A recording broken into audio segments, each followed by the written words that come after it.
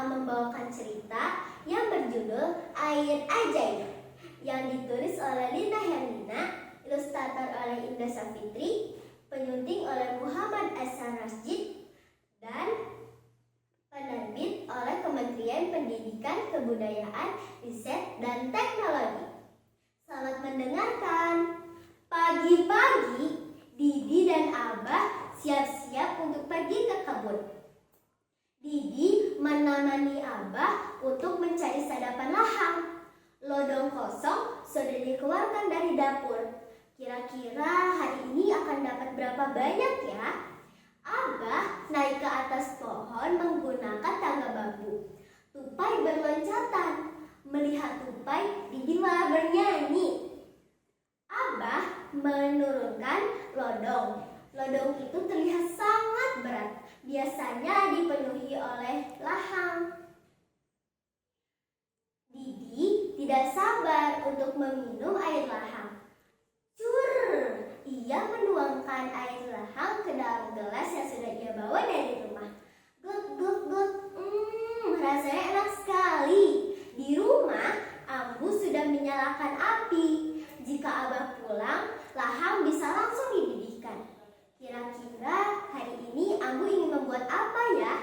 Hari ini Ambu akan membuat gula. Air lahang itu air ajaib. Jika dididihkan hingga sampai mengental, ia akan berubah menjadi gula merah. Gula merah buatan Ambu enak dan wangi sekali. Abah menjual dua lodong lahang hasil yang ia dapat di kebun dengan berkeliling. Didi suka sekali dengan air lahang. Air lahang itu banyak sekali manfaatnya. Ada vitamin C, sukrosa, karbohidrat, protein, dan lemak. Dan juga bisa membuat tubuh jadi lebih kuat. Apalagi disajikan dengan es. Enak, manis, enak sekali. Dingin. Tidak lama, lahang jualan Abah habis. Didi senang sekali. Ia mendapat uang jajan, upah dari membantu mencari dan menjual lahang.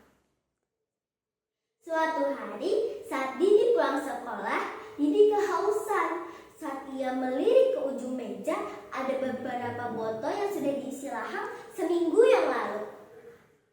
Baru saja sampai di lidah sedikit, tiba-tiba asam. Didi mengedip-ngedipkan matanya. Baru pertama kali ia memakan lahang yang rasanya asam. Mungkin ada yang memasukkan buah asam.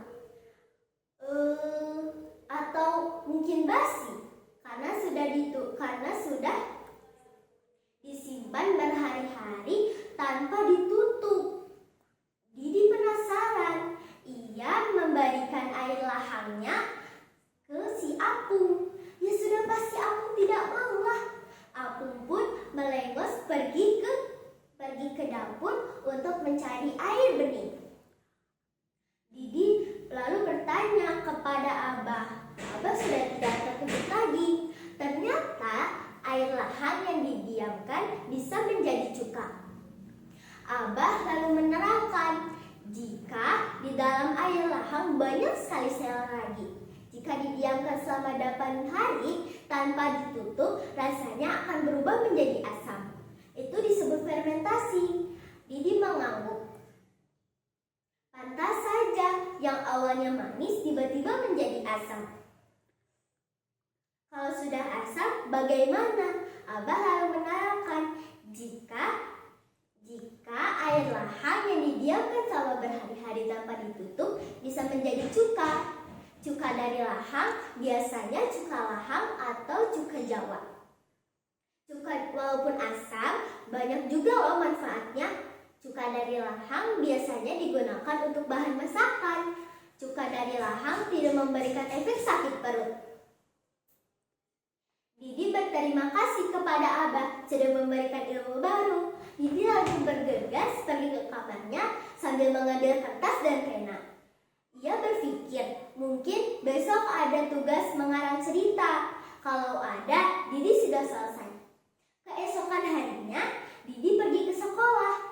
Cerita karangannya yang berjudul Air Ajaib tidak lupa dibawa. Terima kasih sudah mendengarkan cerita dari saya. Wassalamualaikum warahmatullahi wabarakatuh.